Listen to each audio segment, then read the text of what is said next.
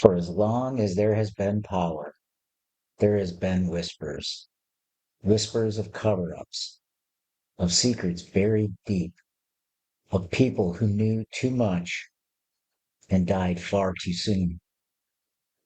In the world of American politics, few names carry as much weight or as much baggage as the Clintons, and for decades their political rise has been trailed by a darker narrative, a body count. Dozens of people, staffers, advisors, bodyguards, journalists, business partners, have died under circumstances that some claim are just too suspicious to be coincidence. Accidents, suicides, unsolved murders, and behind it all, a theory that there's no such thing as an inconvenient death, only silenced witnesses. It's one of the most persistent conspiracy theories in modern American history and politics. But is it real? Or is it a mirror reflecting our fear of the powerful and our need to make sense of the senseless? This is the Midnight Mystery Archive, and I'm Kevin. And tonight we examine the facts, fictions, and fallout of the Clinton body count.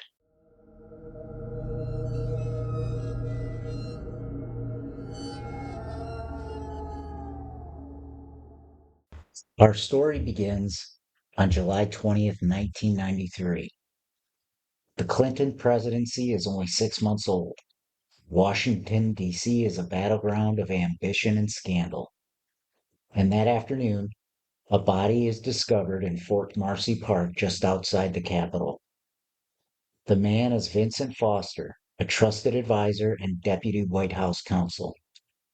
He's lying on a grassy incline, a 38 revolver in his hand, a gunshot wound to his mouth, no sign of a struggle. Foster had been under enormous pressure.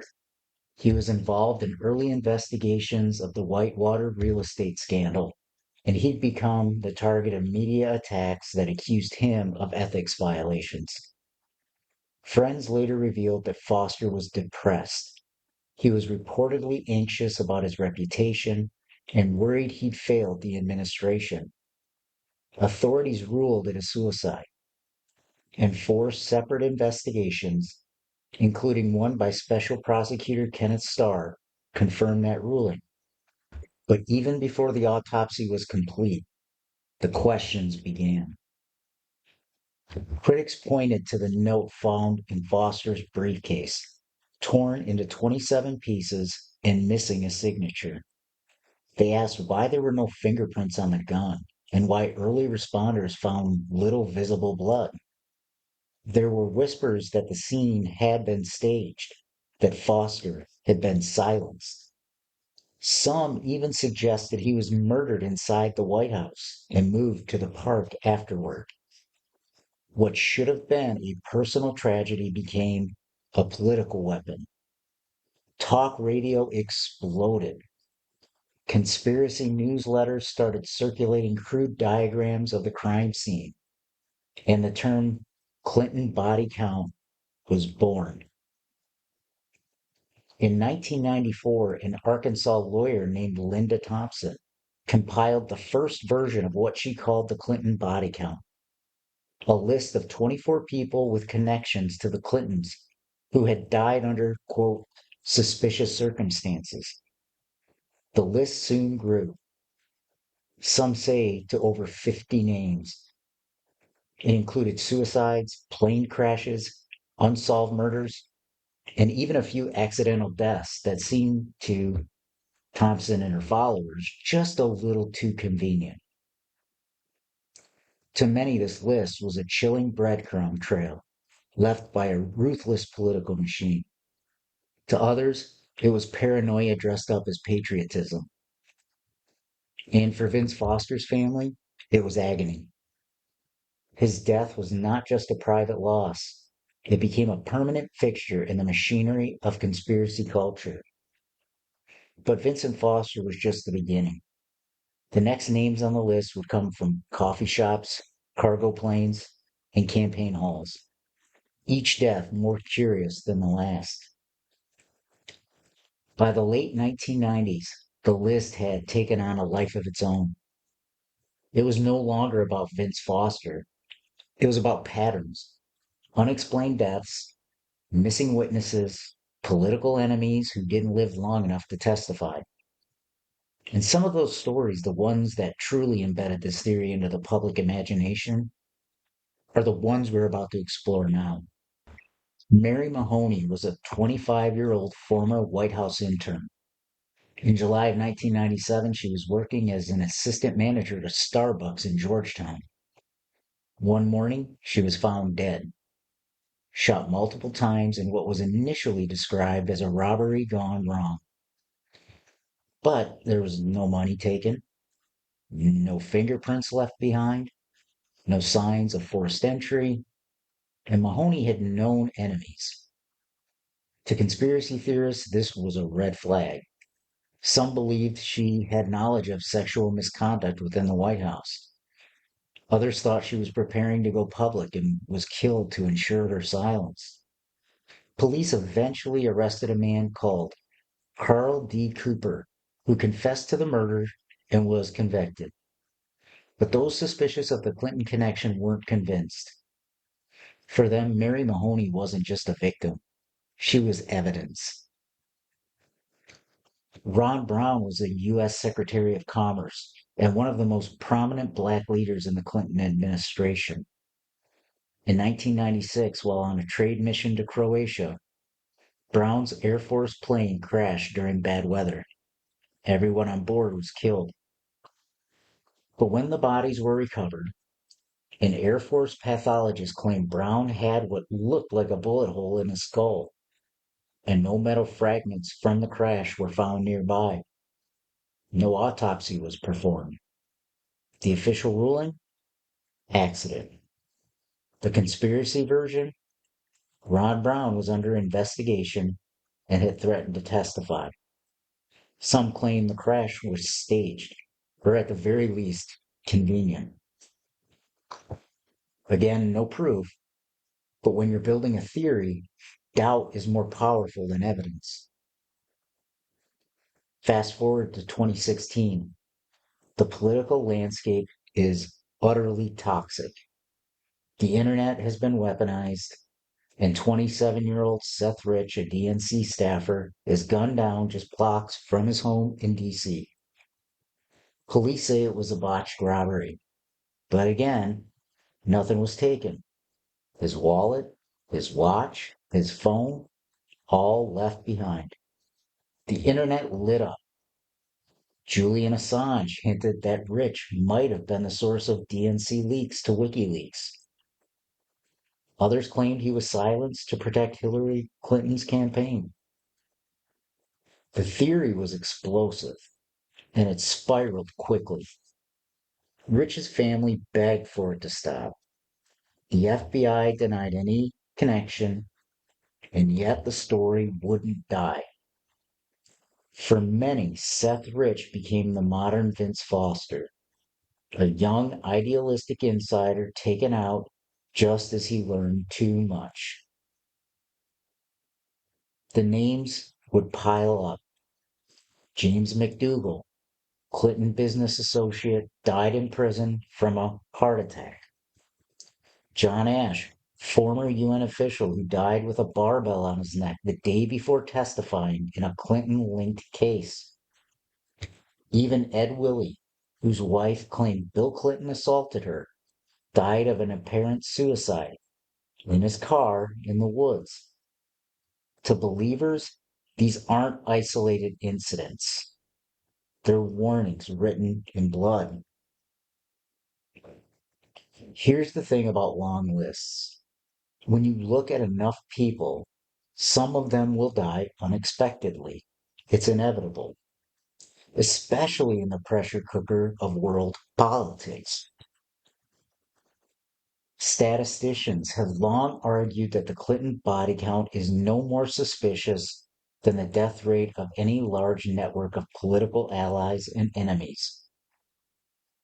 But logic doesn't always win, because in the court of public opinion, The more names you say out loud, the more believable the silence becomes. Before Reddit, before podcasts, before hashtags and live streams, there were email chains, message boards, photocopied lists handed out at political rallies. And on those lists were names, deaths, allegations, each one a seed planted in the minds of those already suspicious of the political machine of DC and specifically the Clintons.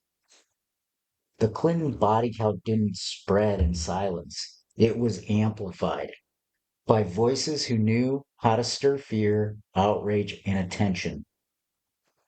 Rush Limbaugh, G. Gordon Liddy, and other right wing radio hosts ran with the theory in the 90s, using it to cast the Clintons as mob style power brokers. The list grew longer with every scandal: Whitewater, Travelgate, Monica Lewinsky. But it wasn't just talk radio. In the early 2000s, the rise of blogs and forums like Free Republic, InfoWars, and 4chan gave the theory a new home. The body count list became clickbait before clickbait existed. Shared, reposted, reinterpreted, morphing like a digital ghost story. There's a reason this theory stuck. It seemed plausible. It felt plausible. How could so many people die such unnatural deaths, all connected to the same people? It wasn't hard to see how people could build a conspiracy around this list of deaths. Psychologists call it pattern recognition bias, our natural tendency to connect unrelated events, especially in times of confusion or fear. It's a survival instinct gone haywire. There's also confirmation bias. We're more likely to believe evidence that supports what we already suspect to be true. So if you distrust politicians, a completely reasonable position to take, and a list claims they've left bodies in their wake, that story doesn't need to be proven. It just needs to have a semblance of truth and it needs to feel true.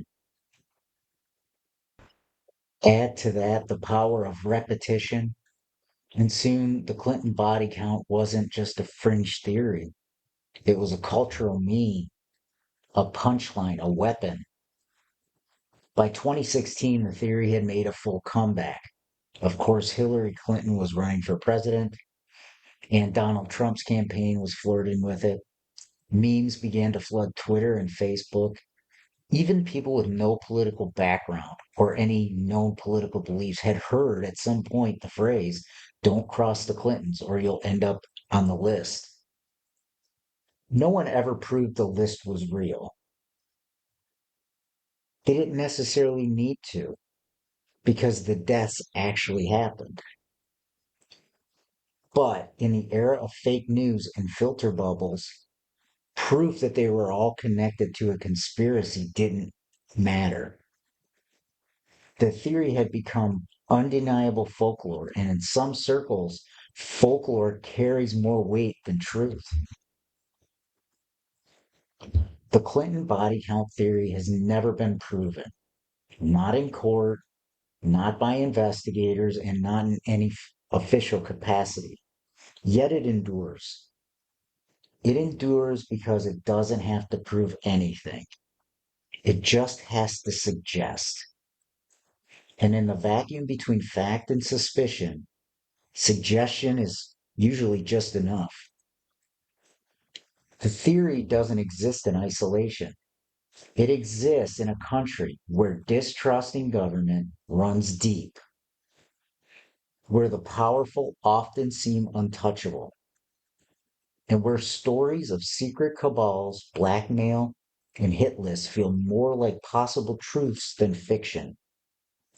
We live in a time where the boundary between conspiracy and politics is blurry, and it's largely born out of distrust for politicians and politics in general, where an internet search can deliver you answers, but also pull you into an alternate reality. The Clinton body count is, at its core, a modern American myth, a story built from tragedy, coincidence, fear, and the human need to connect the dots. So, what's real? The truth is that people do die unexpectedly, and many of them were close to the Clintons. Some weren't. In most cases, there is no evidence of foul play. But theories like this don't run on evidence, they run on unease. And in that unease, we find something more powerful than proof: narrative. So, does the Clinton body count represent a true web of political murders? Or is it the ghost story of an era that no longer trusts its own institutions? Maybe the more important question isn't about what the Clintons did. Maybe it's about what we're willing to believe they could have done. This is the Midnight Mystery Archive, and I'm Kevin. And we will see you next time with another political mystery and where the truth hides in the shadows. You've just heard another journey into the shadows from the Midnight Mystery Archive, where the past whispers and the unknown waits in silence. If you enjoyed this episode, be sure to follow and subscribe on Apple Podcasts, Spotify, or wherever you get your shows. You can also listen and watch on YouTube, where each case comes with visuals that bring the mystery to life. New episodes drop Tuesday and Friday, bringing you deeper into the world's darkest unsolved mysteries, forgotten crimes, and chilling disappearances. Until next time, keep your eyes open and your lights low. Some stories aren't over, they're just waiting to be found.